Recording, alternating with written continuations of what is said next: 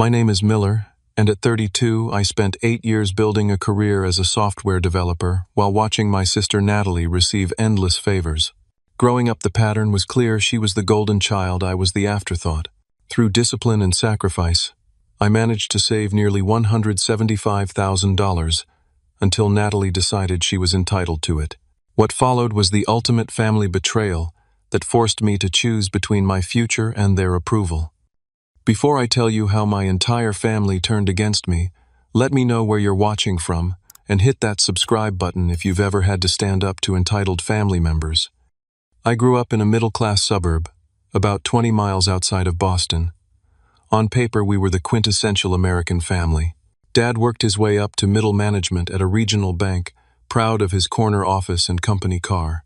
Mom taught 3rd grade at the local elementary school, beloved by students and parents alike for her creative teaching methods. Our 3-bedroom colonial, with its small but well-kept yard, nestled in a neighborhood where kids rode bikes until streetlights came on. From the outside, the Carlson family portrait seemed perfectly normal. 2 working parents, 2 kids, 1 dog named Rusty, and backyard barbecues on summer weekends. But inside those walls, the dynamic was anything but balanced. From my earliest memories, the favoritism toward my sister Natalie was subtle but unmistakable. When she was 13 and I was 10, she'd get brand new outfits for school while I wore cousins' hand-me-downs. Dad would explain it away with practical excuses. Girls' clothes can't really be passed down, Miller. Be practical. Mom would add, Natalie needs to fit in with her friends. You know how girls that age are. Their calendar always had room for Natalie's events. My parents never missed her choir performances or soccer games, sitting front row recording every moment. Meanwhile, my academic competitions or baseball games were attended sporadically, if at all. There was always a reason. Dad had an important meeting, Mom had papers to grade. I learned to tell them about my events at the last minute, sparing myself the disappointment of expecting them to show. The pattern reached its peak during my high school graduation. I was set to receive an award for outstanding achievement in computer science, something I'd worked toward for 4 years. Halfway through the ceremony, I watched from the stage as my parents slipped out the back door. Later, I learned they left to make it to Natalie's dance recital across town. When I arrived home, still in my graduation gown, the house was empty. A hastily scribbled note on the kitchen counter read, "Congrats. Leftovers in fridge. Had to take Nat to celebration dinner with her dance friends. Don't wait up." That night shaped me more than they'll ever know. I sat alone on our back porch, still in my graduation clothes, and made a promise to myself. I would build my life without expecting anything from anyone. Independence wasn't just a goal, it became my shield. I got my first job at 16, working weekends at Comptech, the local electronics store. While friends spent Saturdays at the mall, I learned about computer components from Gary, the gruff but knowledgeable manager who recognized my curiosity. After hours, he'd let me disassemble and rebuild the display models that weren't selling well. "You've got a mind for this," he'd say, which meant more to me than any half-hearted compliment my parents ever offered. High school became merely a daytime obligation. Evenings and weekends were dedicated to teaching myself programming languages through library books and early internet forums. My bedroom transformed into a workshop of discarded tech parts and programming manuals. Mom complained about the mess but never interfered. My space was the one area where I had complete autonomy. When college application season arrived, the contrast between Natalie's experience and mine couldn't have been starker. My parents had been contributing to Natalie's college fund since her birth. Multiple campus tours were arranged for her, professional photos taken for applications, and an SAT prep tutor hired despite her mediocre interest in academics. For me, the conversation was brief. State University has a decent computer program, and you can live at home to save money. The unspoken message was clear: family resources were allocated elsewhere. I had different plans. Through relentless studying and those same programming skills I'd taught myself, I secured a merit scholarship to the State University's engineering program. The day the letter arrived, Mom said she was proud but quickly pivoted to concerns about Natalie's upcoming college decisions. Dad simply nodded and asked if the scholarship covered room and board. It didn't, but I'd already calculated exactly how many hours I'd need to work to afford a shared apartment near campus. College continued the pattern of self-reliance. I worked 25 hours weekly at the university's IT department while carrying a full course load. Holidays meant picking up extra shifts while other students went home. Meanwhile, Natalie attended an expensive private liberal arts college 3 states away, her apartment fully furnished by our parents, her monthly expenses covered by their credit card. "Your sister isn't as naturally capable as you are," Mom would explain during rare phone conversations. "She needs more support to thrive." After graduation, our paths diverged even more dramatically.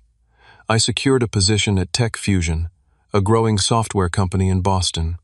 The starting salary wasn't impressive, but the potential for growth was. I rented a modest 1-bedroom apartment in an unfashionable neighborhood and drove the same reliable Honda I'd purchased in college. Every paycheck was meticulously allocated Necessities Emergency Fund retirement account and my steadily growing savings. Natalie's post-college journey resembled an expensive game of career hopscotch. First came her marketing coordinator position at a fashion magazine which she quit after 6 months because her boss was suffocating her creativity. Then our parents paid for her to attend an interior design program, which she abandoned halfway through, after deciding it wasn't her passion after all. A brief stint in pharmaceutical sales ended when she couldn't meet the quarterly targets. Now she worked at a boutique real estate firm, a job she'd held for almost 11 months, her longest employment stretch to date. While she cycled through careers and apartments, I maintained course. My lifestyle remained modest, despite promotions and salary increases. My apartment was functional rather than fashionable. My wardrobe consisted of basics that wouldn't raise eyebrows at the office, but wouldn't turn heads either. The only luxury I allowed myself was an annual hiking trip to national parks, where I'd disconnect completely for a week. Colleagues occasionally ribbed me about my frugal habits, but I had a spreadsheet they didn't see, one that tracked my investments, savings, and projected timeline to financial independence. My ultimate goal wasn't flashy cars or designer labels. I dreamed of reaching a point where I could start my own software consultancy or fund a tech startup without investors controlling my vision. Maybe even retire early and travel extensively, freedom that required capital and discipline now. Family gatherings became exercises in deflection. Dad would inquire about my work with vague interest, his attention perking only when discussing potential salary increases. "Still at the same company, huh? No ambition to move up to one of those big tech firms. The money's much better." He never quite understood that stability and long-term growth at a company that respected work-life balance aligned perfectly with my financial strategy. Mom would survey my practical clothing and haircut with slight disappointment, occasionally suggesting I live a little or wondering aloud if I was dating anyone who might bring some excitement into my life. The suggestion that my methodical approach to life indicated something lacking rather than a deliberate choice was a constant undercurrent. Natalie's approach to my financial discipline evolved from dismissive to entitled as years passed. Initially, she'd joke about me being cheap or boring.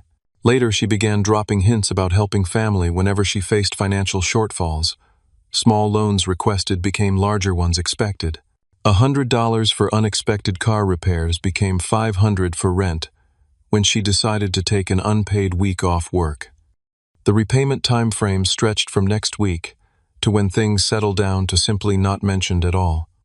I maintained careful boundaries, occasionally helping with truly essential expenses, but refusing to fund lifestyle choices that exceeded her income. Each refusal was met with increasing emotional manipulation, tears, accusations of selfishness, reminders of how our parents had always helped her. "That's different," she'd argue when I pointed out the inequality. "They're our parents. That's what parents do." What she really meant was, "That's what parents do for you, what siblings do for me." The pattern continued for years, creating a tense but manageable dynamic.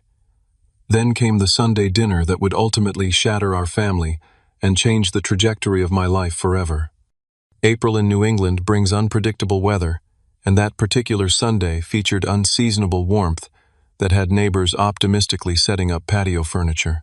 I rarely visited my parents' home anymore, limiting family interactions to major holidays and occasional Sunday dinners, when the guilt of declining too many invitations outweighed my desire for peaceful solitude. That evening I arrived at the familiar Colonial with a bottle of Mom's preferred white wine and the resignation of someone preparing for an unavoidable social obligation. The house smelled of pot roast and lemon furniture polish. Mom's traditional Sunday dinner preparation ritual hadn't changed in 20 years. Dad was stationed in his recliner watching golf, with the practiced concentration of someone avoiding household chores. He glanced up briefly when I entered. "Miller, you're early for once." Not a question, not quite a greeting, just an observation with the faintest hint of surprise.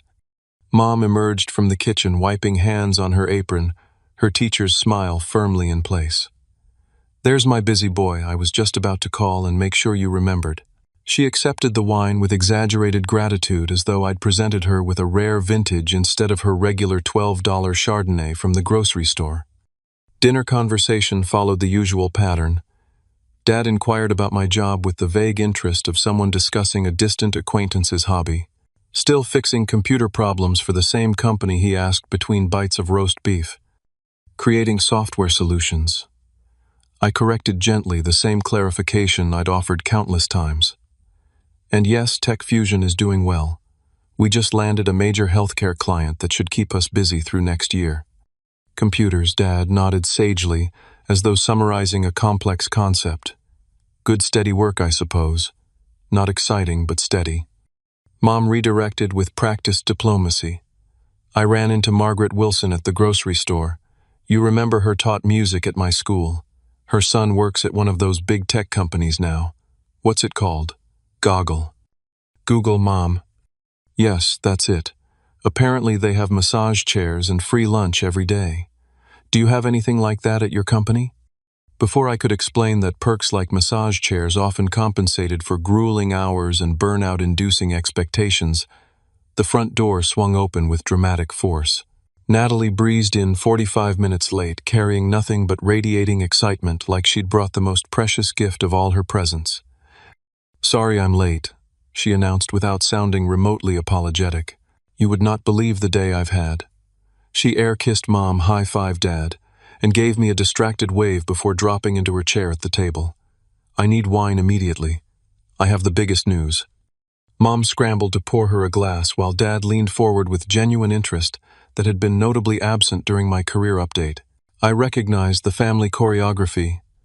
Natalie's entrance always reset the energy of any room, placing her at its center. "I found it," Natalie declared after a theatrical sip of wine. "The absolute perfect house." "A house for a client?" Mom asked. Natalie laughed as though Mom had said something adorably naive. "No, for me. It's in Brookline, this gorgeous colonial revival with original hardwood floors and a sunroom that would be perfect for morning yoga. 3 bedrooms, 2.5 baths, and the kitchen." She clutched her heart dramatically. "Viking range marble countertops and these pendant lights that look straight out of a magazine." Dad frowned slightly. "Brookline's expensive. What's a place like that going for these days?" $795,000, Natalie replied casually, as though discussing the price of a dinner entree, rather than a sum that would take most people decades to accumulate. I nearly choked on my water. Natalie had been at her current job less than a year. Even with generous real estate commissions, the math was impossible. "Sweetheart, that's wonderful that you found something you love," but Mom began gently. "I already put down a refundable deposit to hold it," Natalie interrupted, beaming. "The market's so competitive right now. My broker friend Sandra said I had to move fast. Don't worry, I have it all figured out." Dad looked simultaneously concerned and impressed by her initiative. Mom shot me a quick glance, perhaps sensing my skepticism, before turning back to Natalie with a forced smile. "Well, tell us more about this dream house." For the next 30 minutes, we were subjected to an exhaustive description of every architectural detail, neighborhood amenity, and future decoration plan. Natalie's enthusiasm was undeniable. Her eyes sparkled as she described the home's character and potential. Not once did she mention practical considerations like property taxes, maintenance costs, or how she planned to afford a mortgage that would clearly exceed her income. As dinner concluded, and Mom served her signature apple crumble, Natalie suddenly turned her attention to me. "Miller, let's catch up. I feel like we've barely talked lately. Help me clear the dishes. In the kitchen, away from our parents, Natalie initially maintained the pretense of sibling bonding. She asked surface-level questions about my job while loading the dishwasher haphazardly in a way that would require rearranging after she left. So the coding stuff is going well, making good money. Software development, I corrected automatically. And, yes, the company's doing well. I'm leading a new project That's great, she interrupted, clearly uninterested in details. You've always been so good with all that technical stuff. Really smart with money, too. The pivot was so transparent I nearly laughed. Thanks. Natalie leaned against the counter, studying her manicure with forced casualness. Speaking of money, I'm in a bit of a situation with the house. The house you can't afford. The words slipped out before I could filter them. Her expression flickered between annoyance and determination. I can afford it with the right investment. That's actually what I wanted to talk to you about. She lowered her voice conspiratorially. I need a down payment of $125,000 in 2 weeks to secure the mortgage. The number hung in the air between us. $125,000.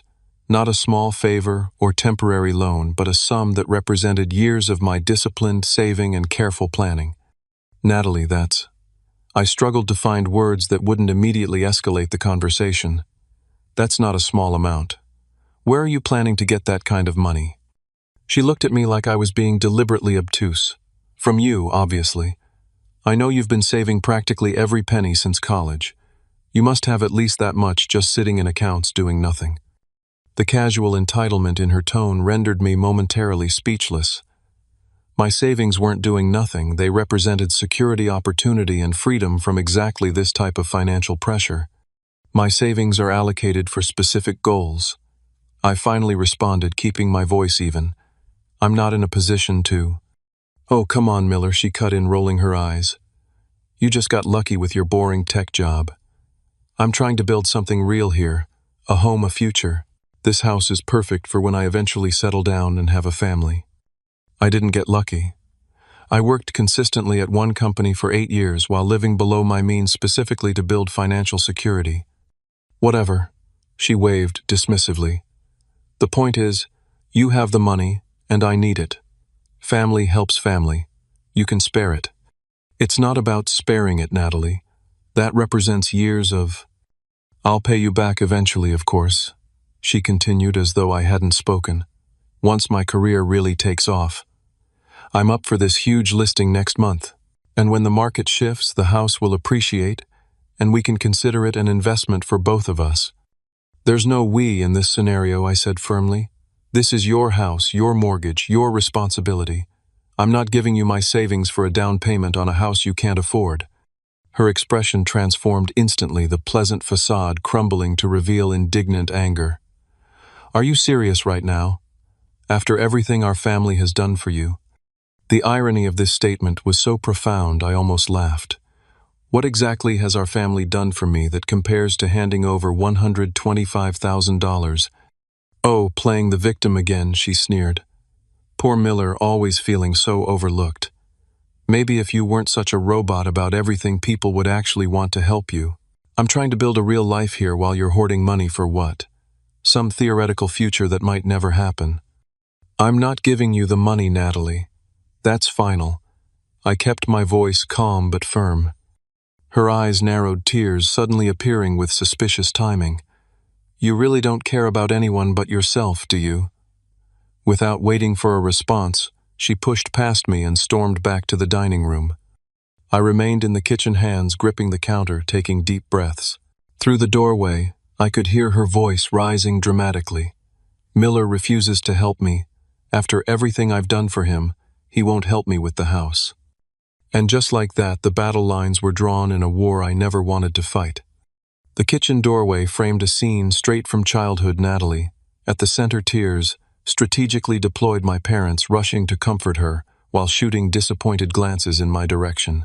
I steeled myself before walking back to the dining room, where 3 pairs of eyes turned to me with varying degrees of accusation. Dad spoke first, his banker's voice measured but stern. Miller, your sister just shared what you discussed in the kitchen. I think we need to talk about family responsibility. There's nothing to discuss, I replied evenly. Natalie asked me to give her $125,000 for a down payment on a house she can't afford. I declined. It wouldn't be giving. Natalie interjected, her voice trembling perfectly. It would be helping.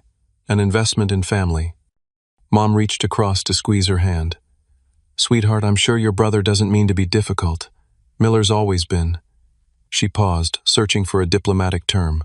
Careful with his resources. Careful, Dad scoffed.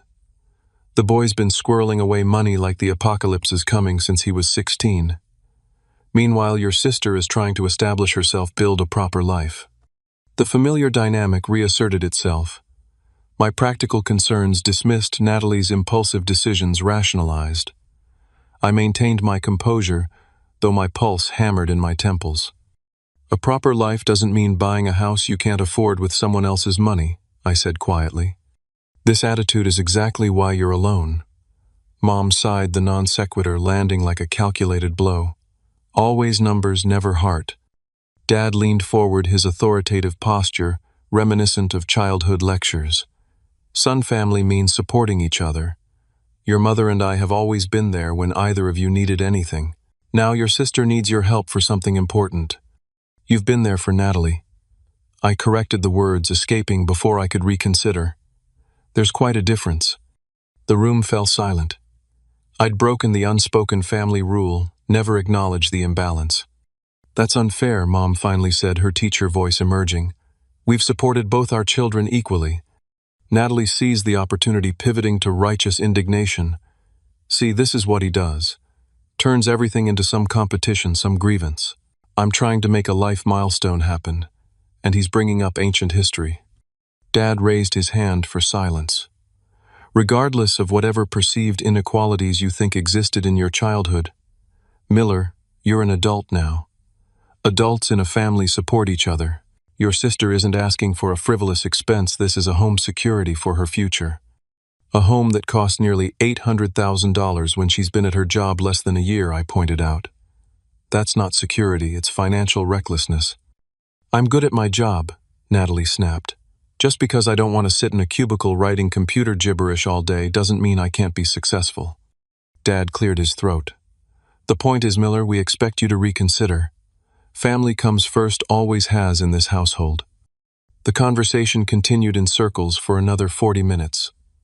No matter how clearly I explained my perspective, it was dismissed as selfish, cold, unfeeling. Eventually, I excused myself, citing an early meeting the next day. As I left, Dad's parting words followed me to the car. Think about what really matters in life, son. It isn't numbers in a bank account. The week that followed brought an escalating campaign of emotional warfare.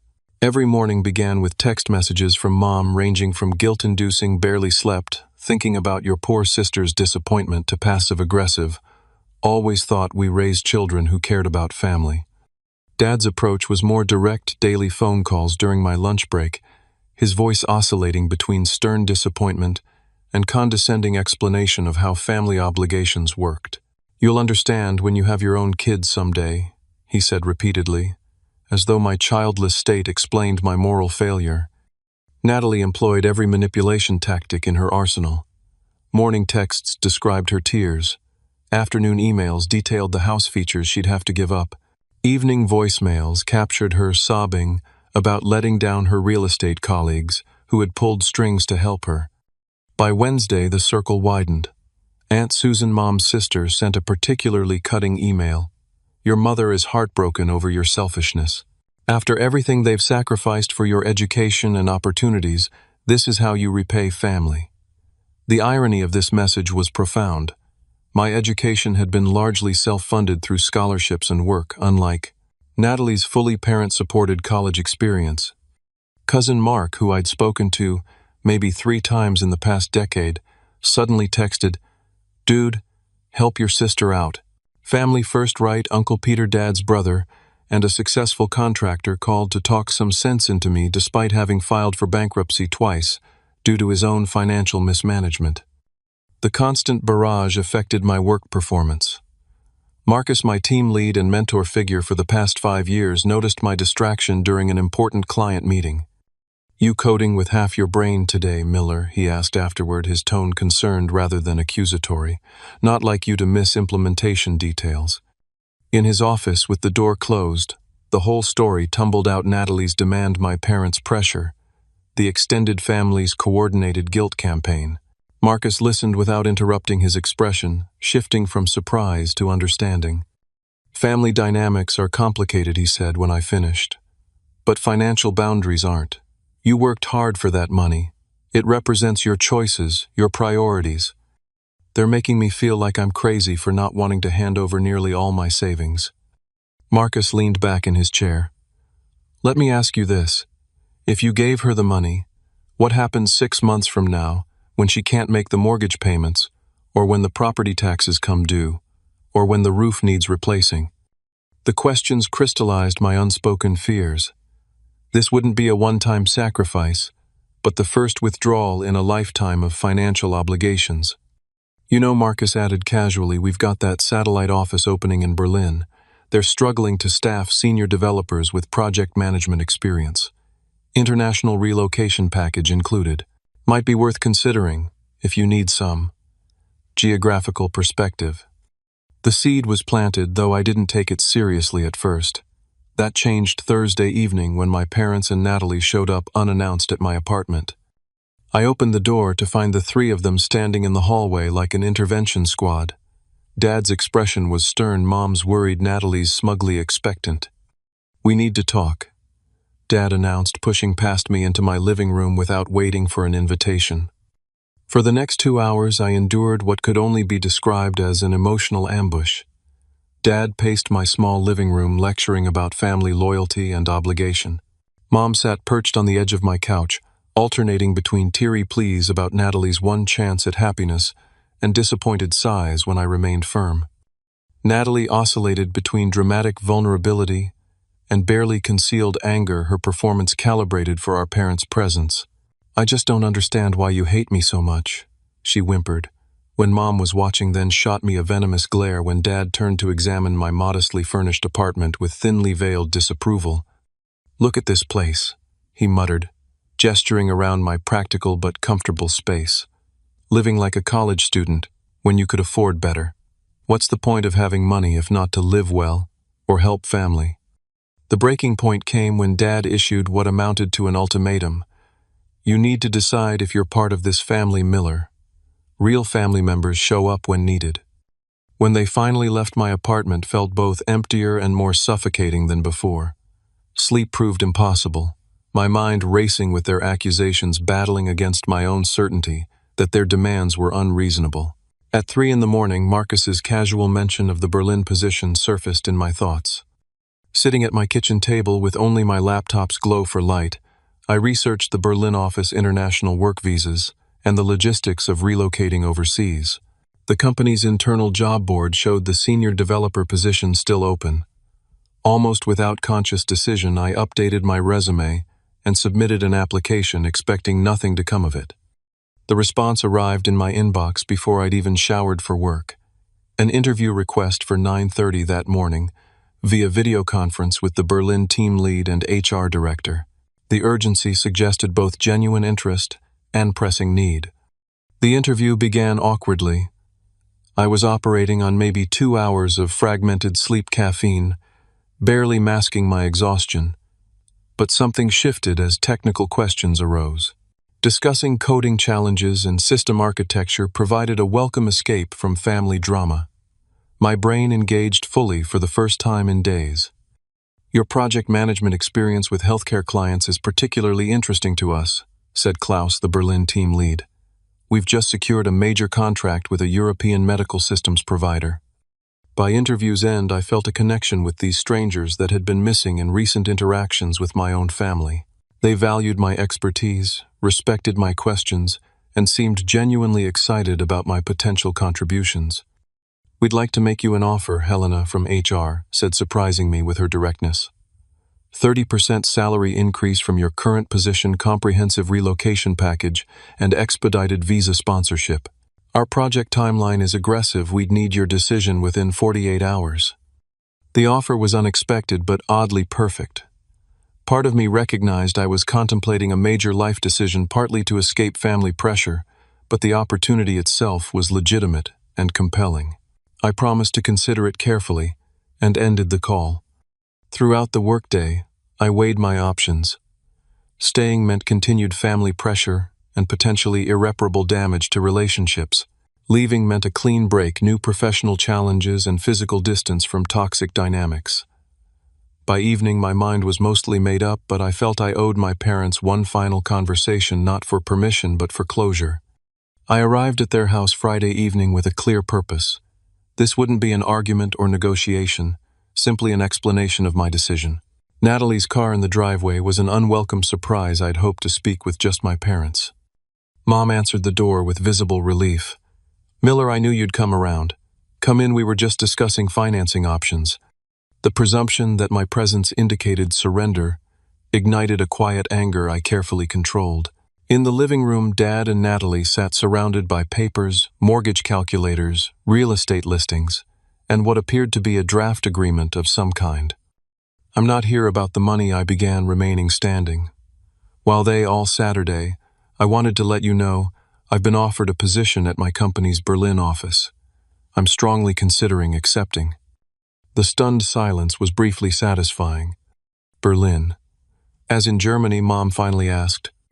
"That's typically where Berlin is located, yes." The uncharacteristic sarcasm slipped out. Dad recovered quickly, his expression hardening. "Running away from family obligations, then. Typical." "I'm pursuing a career opportunity," I corrected. "One that offers substantial advancement and international experience." Natalie scoffed. "Convenient timing. The moment you're asked to actually help someone besides yourself, you're fleeing the country." "This isn't about you, Natalie. Not everything is." "Of course it's about me," she exploded, mask slipping completely. "You're doing this specifically to avoid helping me." "The Berlin position has been open for months." I lied slightly. "I've been considering it for some time." Dad stood, assuming his authoritative posture. "You're making a mistake, son. Family should come before career ambitions." "That principle seems selectively applied in this household," I replied evenly. What followed was the most honest conversation our family had ever experienced. Painful truths long suppressed, finally emerging. I detailed years of unequal treatment, double standards, and dismissal of my achievements. Dad countered with accusations of jealousy and ingratitude. Mom attempted peacekeeping, but revealed her own biases with every intervention. Natalie, sensing she was losing control of the narrative, escalated dramatically. "Just admit you hate me. You've always been jealous because Mom and Dad love me more." The childish outburst might have been almost comical if it hadn't exposed the core dysfunction so perfectly. "I don't hate you, Natalie, but I don't trust you with my financial future." "You don't need all that money," she nearly screamed. "You live like a monk anyway. What are you saving for that's so important?" "My choices, my freedom, my future," each word deliberate and firm.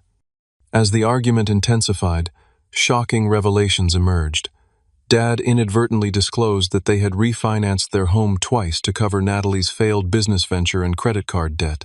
Mom let slip that Natalie had already been declined by 2 mortgage lenders before approaching me. "You've enabled her financial irresponsibility for years," I said, the pieces finally connecting. "And now you expect me to continue the pattern." Dad's face flushed with anger. "We've supported both our children as they needed it. Natalie has needed more help, that's just reality." "No, you've crippled her by never allowing her to face consequences," I countered. "And now you want me to do the same." The argument continued escalating, until I finally stood to leave, emotionally exhausted but strangely liberated. "I'll let you know my decision about Berlin by Sunday."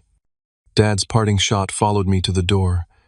"If you choose to abandon your sister when she needs you, don't expect the same family you've always had to be waiting when you decide to return." The threat lingered as I drove home, its implications slowly unfolding in my mind. Was I really being threatened with family excommunication for refusing to hand over my savings? 2 hours after returning to my apartment, the answer arrived via text from Dad. "Your mother and I have discussed the situation. Your choices are clear sign as guarantor on Natalie's mortgage by Monday, or consider your relationship with this family fundamentally changed. Family stands together, or not at all. This isn't about money but loyalty. Make the right choice, son. The message stunned me with its explicit ultimatum. Minutes later, my phone buzzed with notifications. Natalie had posted a vague but clearly targeted social media update. Heartbroken, when those who should love you most reveal their true selfishness. Some bonds I thought were unbreakable. The comments section filled rapidly with sympathetic responses, including several from extended family members who clearly knew the situation from Natalie's perspective only. Cousin Rachel family first. Always. Can't believe him, Uncle Peter. Some people forget where they came from. Aunt Susan, call me sweetheart. We'll figure this out. The coordinated public shaming campaign was followed by a group text from Mom to several family members that accidentally included me. Miller is being stubborn about helping Natalie. If anyone can talk sense into him before he ruins family relationships permanently, please try. Something cold and clarifying settled in my chest. These weren't actions of people who respected my autonomy or cared about my well-being. These were coercive tactics designed to force compliance. At 11:30 that night, a disturbing thought struck me. Natalie still had access to a joint savings account we'd opened years ago for a family vacation fund. The account had remained open with minimal funds, but it was linked to my primary accounts for occasional transfers. I logged into my banking app to check the status and discovered something chilling: 3 failed login attempts within the past hour from an unrecognized device. Someone, almost certainly Natalie, was trying to access my accounts. The realization triggered immediate action. By midnight, I was on the phone with my bank's emergency line, implementing security freezes and removing all external access connections. By 1 in the morning, I had created entirely new accounts at a different financial institution and initiated transfers of my savings. By 2, I had changed every password security question and recovery phone number associated with my financial identity. The sense of betrayal cut deep. My own sister had attempted to access my accounts without permission. Whether to check balances or actually transfer funds remained unclear, but the boundary violation was unmistakable. This wasn't just emotional manipulation anymore. It was potentially criminal. As dawn broke, I sent a 2-word response to my father's ultimatum text. I understand. Let him interpret that however he wished. Then I emailed Helena in Berlin. I accept the position. How soon can I start? Morning brought the aftermath of my midnight financial lockdown: 57 missed calls and 36 text messages. Voicemails ranged from furious to threatening. Dad, what the hell did you do? Natalie says all accounts are frozen. Fix this immediately, or there will be serious consequences. Natalie, you absolute monster. I was just checking our joint account. How dare you accuse me of stealing after everything I've done for you? Mom, Miller, please call us. This situation is getting out of hand. Whatever you think Natalie did, I'm sure there's an explanation. Uncle Peter, your father's beside himself. Never seen him this angry. You need to make this right, son. The last message was from Mom, a simple text that somehow cut deeper than the angry voicemails. I'm disappointed in you. Not angry, not confused, disappointed. As though protecting my finances from unauthorized access was a moral failure rather than basic self-protection. While scrolling through the barrage of messages, another notification appeared: a private family chat screenshot from cousin Rachel, who had always been kind to me. Thought you should see this. Not right what they're doing. The screenshot showed a conversation between various family members discussing my mental health issues and paranoid behavior with Natalie, suggesting I might need professional help for my unhealthy relationship with money. Dad proposed a family intervention where they would help Miller see reason about his responsibilities. The coordinated character assassination confirmed my decision. These weren't the actions of people who had my best interests at heart. With strange calmness, I opened my laptop and formally accepted the Berlin position via email. Helena responded within minutes with preliminary paperwork and a proposed start date 3 weeks away. At the office, I requested a private meeting with my director to submit my 2-week notice. Marcus seemed unsurprised. Berlin made an offer, Yes, I'm accepting. He nodded slowly. I had a feeling you might. They're getting a hell of a developer. I appreciate the support you've given me here, I said, suddenly emotional about leaving the workplace that had been my one consistent environment. Listen, Miller, about the timing. Marcus hesitated, which was unusual for him. I know things are complicated with your family right now. The company typically requires 2 weeks' notice. But given the circumstances, we could process your departure more efficiently if needed. His implication was clear. He was offering an expedited exit if my family situation made it necessary. What exactly did Berlin tell you? I asked. Nothing specific. Klaus mentioned personal circumstances when he called to check your references. I filled in some blanks. He shrugged. International relocations are complex. Sometimes things need to happen quickly. By day's end, my departure timeline accelerated dramatically. I would officially finish in 1 week with an additional week of paid leave to handle relocation logistics. The company would arrange shipping for essential belongings while providing a stipend for new furnishings in Berlin. The practical aspects of dismantling my American life proceeded with surprising efficiency. My apartment lease contained a clause allowing termination with 30 days' notice and 1 month's additional rent, a financial hit, but worth the clean break. My modest furniture sold quickly through online marketplaces, and my reliable Honda found a new owner in a graduating college student. Each logistical step completed felt like severing another tie to the life my family wanted to control. Each box packed represented freedom rather than loss. The only remaining obligation was my apartment too many personal items to simply abandon too little time to properly sort through everything. I rented a small storage unit for items with genuine sentimental value and donated the rest to local charities. 4 days into this whirlwind transformation, Mom texted asking to meet alone for coffee. Against my better judgment, I agreed, selecting a public cafe where any potential scene would be constrained by social propriety. She arrived looking smaller. Somehow the confident elementary school teacher diminished by family conflict. For several minutes we engaged in painfully awkward small talk about weather and her school's upcoming spring concert. Finally, she addressed the elephant in the room. Your father told me about your job in Berlin. She began stirring her untouched coffee. Is that really happening? Yes. I leave next week. Her hand trembled slightly. So quickly, without even discussing it with family first. Recent events suggested family discussions had become one-sided affairs. She winced, but didn't argue the point. Miller, I know things have been intense lately, but running away to another continent seems extreme. Surely we can find middle ground about Natalie's situation. There is no middle ground, Mom. You and Dad gave me an ultimatum: sacrifice my financial security for Natalie or be cut off from the family. I'm simply acknowledging the choice you presented. We never wanted it to come to this, she insisted, tears forming. We just want you to help your sister. Just this once. The phrase ignited something in me.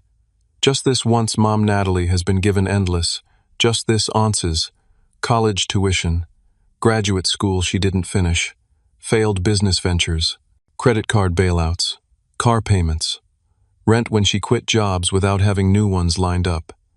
It's never been just this once. Mom looked genuinely surprised. How did you know about the credit cards?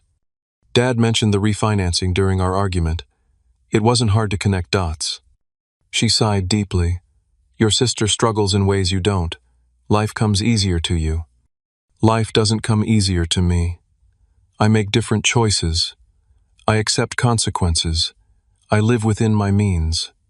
She found her dream home, Miller. How can you deny her that happiness? The conversation continued, circling the same drain: my obligation to sacrifice for Natalie's happiness, my selfishness for prioritizing my financial security, my cruelty for implementing account protections. When Mom finally asked directly if I would just help this one time, I replied with calm finality. No. And I need you to understand that this answer won't change no matter how many family members call or how many emotional appeals you make. She left soon after our goodbye, awkward and strained. The gulf between us felt unbridgeable, not because of anger, but because we operated from fundamentally different understandings of family obligation. The night before my departure brought one final confrontation. I was packing the last of my essential belongings when a sharp knocking interrupted my methodical work. Through the peephole, I saw Natalie alone and clearly agitated. Against my better judgment, I opened the door but blocked the entrance. "Natalie, it's late." "You're really doing this," she said, taking in the packed suitcases visible behind me. "Running away to Europe." "I accepted a job opportunity. That's all." She gave a hollow laugh. "Right. Nothing to do with refusing to help your only sister. Did you need something specific, Natalie? I'm leaving tomorrow and still have packing to finish." Her expression shifted suddenly, vulnerability replacing hostility. "Miller, I think we got off on the wrong foot with this whole house thing. I know I may have come across entitled." The admission was so unexpected, I momentarily lowered my guard, stepping back to allow her entry. "I've been thinking about what you said," she continued, perching on the one remaining chair, "about consequences and choices. And you're right, I haven't always made the best financial decisions." For a brief, hopeful moment, I wondered if genuine reconciliation might be possible. Then she continued, "Which is why I need your help more than ever. This house could be my fresh start, my chance to finally build something stable. I've worked out a better payment plan. You wouldn't need to give me the whole $125,000, maybe just $75,000 as a loan. I'd pay you back within 5 years guaranteed." The disappointment was crushing but clarifying. "Natalie, nothing has changed. My answer is still no." Her mask of contrition vanished instantly. "Then you're still the same selfish jerk. Do you know what's happened since you pulled your little banking stunt? Dad's blood pressure is through the roof. Mom's having anxiety attacks. I lost the deposit on the house because I couldn't secure financing in time. I'm sorry about Mom and Dad's health issues, but I'm not responsible for your financial decisions." "Oh, but you are responsible for destroying this family," she countered, voice rising.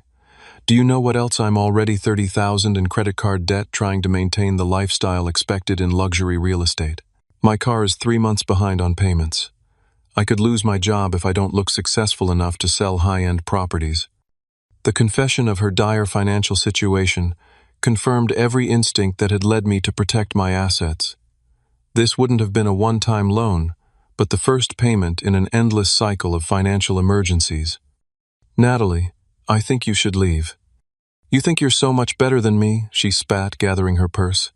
"But you're just a coward running away from family. Enjoy your lonely life in Germany. I hope whatever money you're hoarding keeps you warm at night."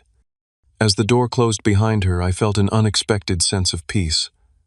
Tomorrow I would board a plane to Berlin, leaving behind a family dynamic that had become unsustainable. Whatever lay ahead would be challenging in different ways, but it would be shaped by my choices rather than others' expectations. Berlin in spring defied expectations.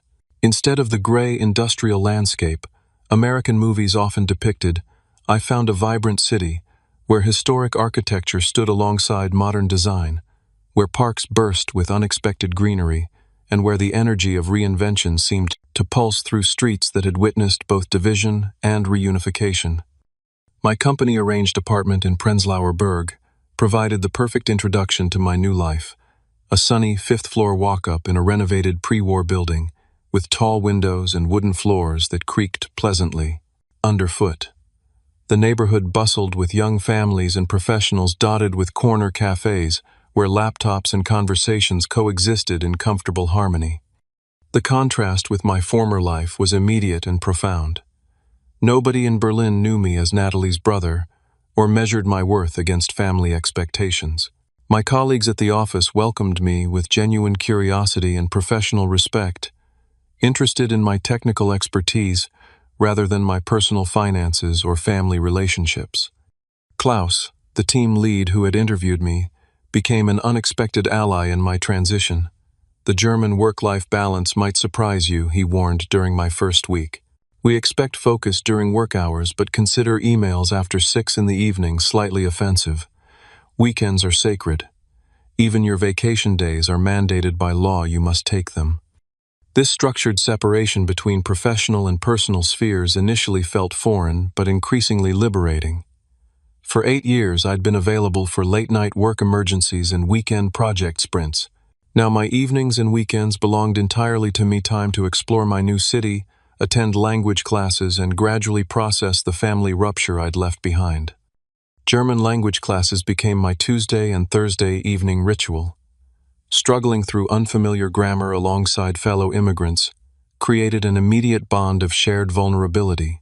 My class included Sophia from Greece, Matteo from Spain, Jun from South Korea, and Aisha from Nigeria, all professionals finding their way in a new culture, all starting from scratch with Guten Tag and Wie geht es Ihnen. "Your accent is very precise," Sophia commented after hearing me practice dialogue, "like you're programming the language." "Occupational hazard," I admitted. "I speak in code most days." These small connections based on common experience, rather than obligation, gradually formed the foundation of my first authentic friendships in years. Weekend coffee with classmates evolved into exploring museums together, then trying restaurants in different neighborhoods, then hiking excursions to nearby lakes and forests. 3 months into my Berlin life, my phone still occasionally lit up with messages from home. Mom sent weekly updates that carefully avoided mentioning Natalie or the house situation, focusing instead on neighborhood news and gentle inquiries about my new city. Dad remained silent, except for a terse birthday email containing only best wishes for the year ahead. Natalie alternated between angry accusations and manipulative appeals, each ignored, until they eventually tapered off. Through a mutual friend at Tech Fusion, I learned that Natalie had indeed lost the deposit on her dream house. Rather than accepting financial reality, she had apparently convinced my parents to co-sign a different, slightly less expensive property. The information came with an additional detail that validated my decision. The friend mentioned overhearing Natalie bragging to a colleague about her backup plan to have our parents refinance their home again if she couldn't make mortgage payments. This confirmation of what would have happened had I remained entangled in family finances coincided with my 6-month performance review at the Berlin office. Klaus and the department director presented unexpected news.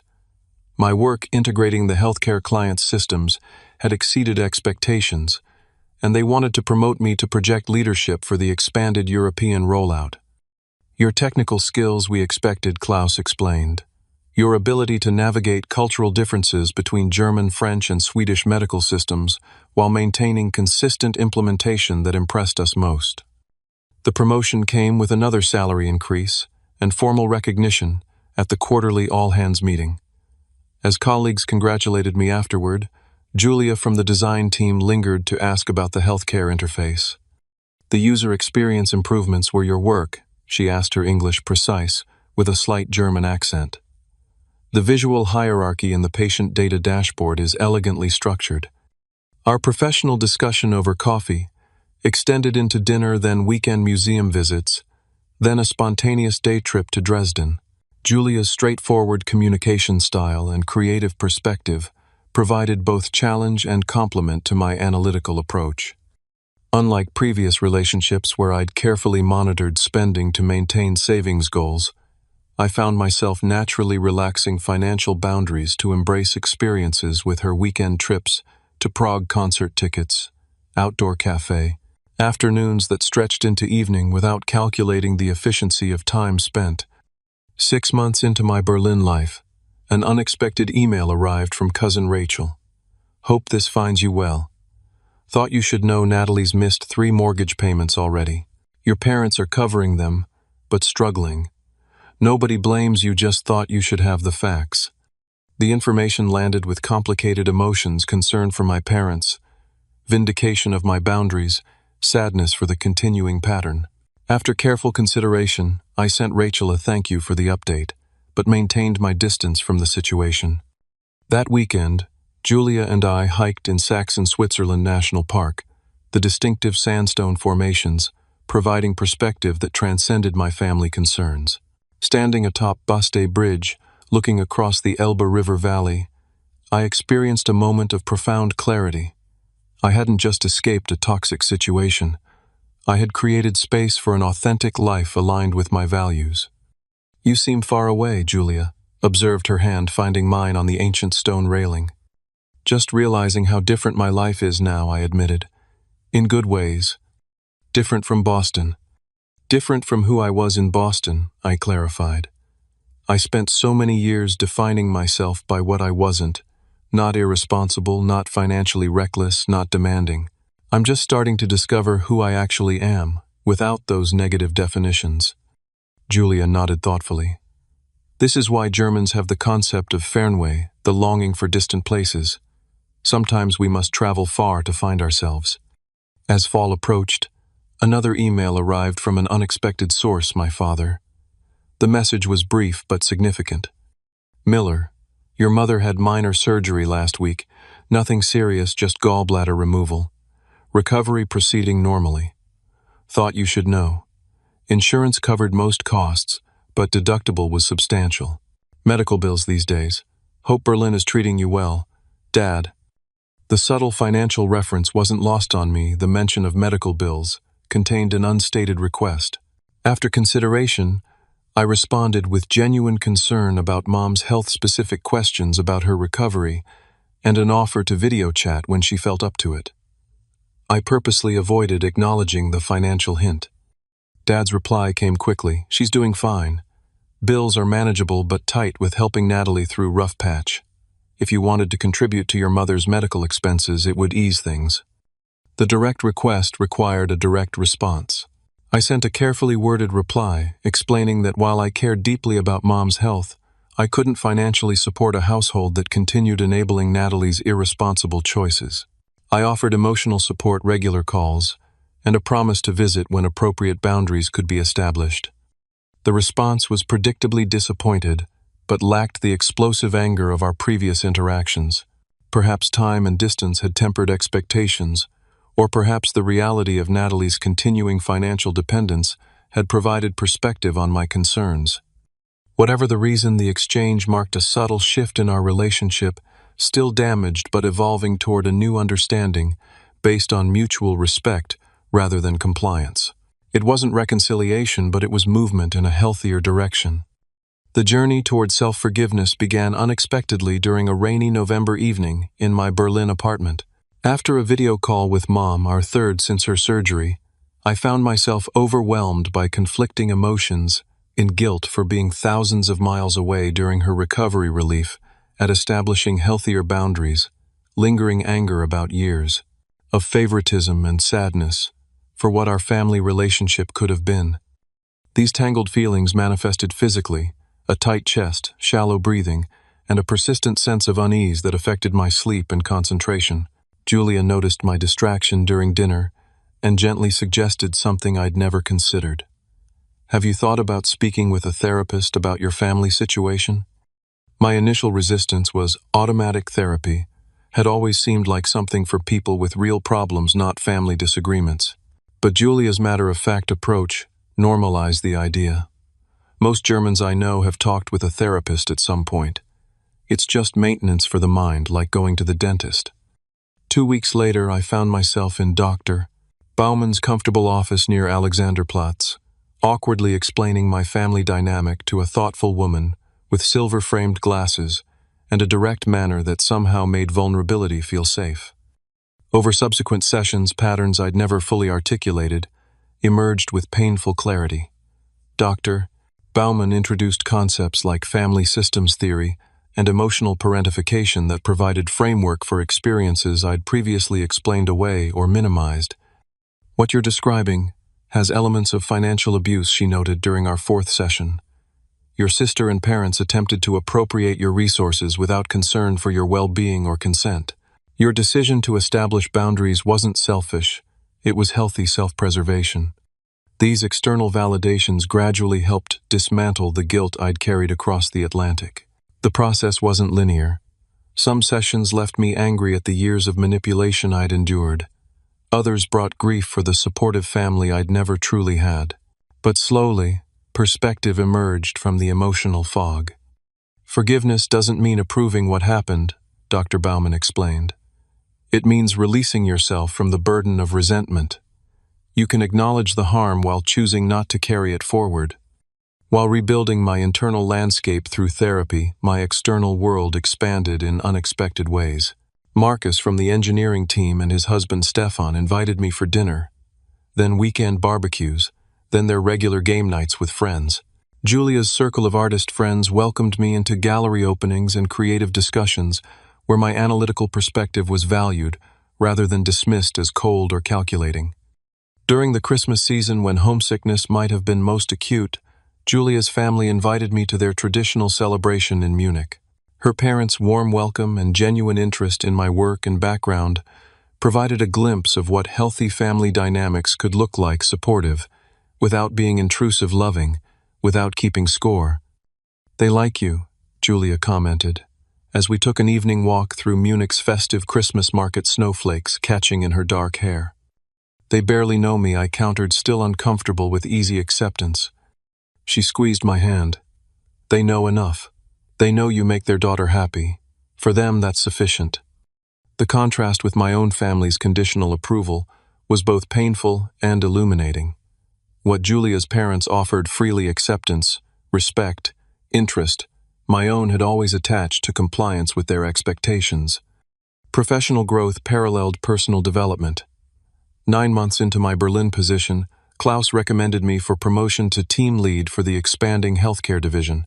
"Your technical skills got you hired," he explained, "but your emotional intelligence and cultural adaptability earned this advancement." The irony wasn't lost on me.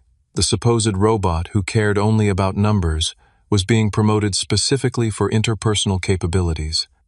With increased responsibility came deeper purpose. Noticing the lack of coding education for underserved youth in our district, I started weekend workshops at the local community center, teaching basic programming concepts to teenagers who might otherwise never consider technology. Careers. What began as a small volunteer project expanded to include other engineers from our company and eventually secured corporate sponsorship for equipment and materials. These contributions to my new community provided satisfaction beyond career advancement or financial security. For the first time, my resources, time, knowledge, money, were being shared through conscious choice rather than obligation or manipulation.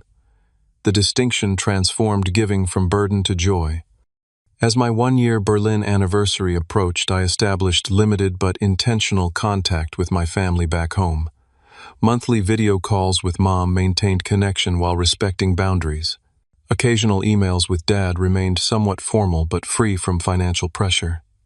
Natalie's communications I screened carefully, responding only to messages free from manipulation or demands.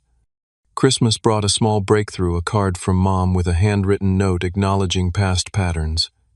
"I realize now we sometimes asked more of you than was fair. Your sister's path has been challenging for all of us.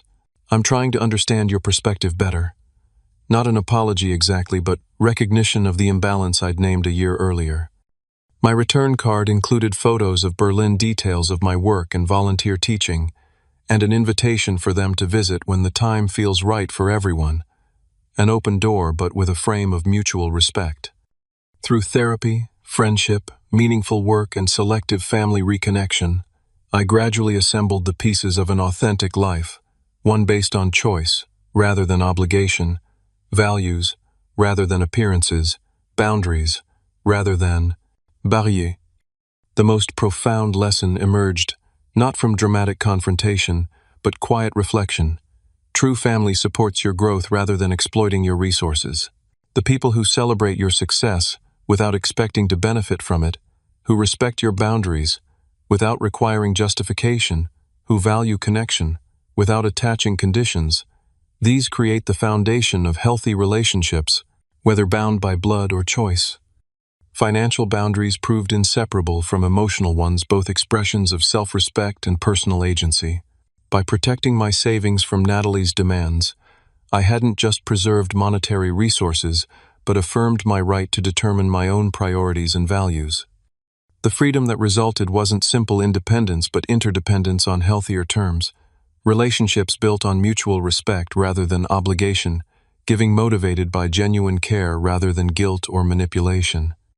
1 year after my midnight financial lockdown and 57 angry calls, I stood on my Berlin apartment balcony watching the first snow of December transform the city. The journey hadn't been easy. Leaving behind family, country, and familiar patterns required courage I hadn't known I possessed. There remained unresolved pain and uncertain relationships across the ocean. Yet through crisis had come clarity. By walking away from toxic expectations, I'd found my way toward authentic connection. By refusing to enable financial irresponsibility, I'd created space for meaningful contribution. By releasing the burden of family dysfunction, I'd opened myself to genuine joy. For anyone facing similar impossible family demands, know this. Sometimes the bravest choice isn't fighting harder within broken systems, but creating new patterns entirely. Your boundaries aren't selfishness. They're the foundation of self-respect. And sometimes the family you need most is the one you build rather than the one you're born into. I'd love to hear your stories of standing up for your boundaries or creating distance from toxic situations. Has anyone else had to make the difficult choice between family expectations and personal well-being? Drop a comment below sharing your experience. Your story might help someone feeling alone in their struggle. If this resonated with you, please hit that like button and subscribe to hear more real-life experiences. Thank you for listening, and remember, choosing yourself isn't selfish. It's sometimes the most courageous thing you can do.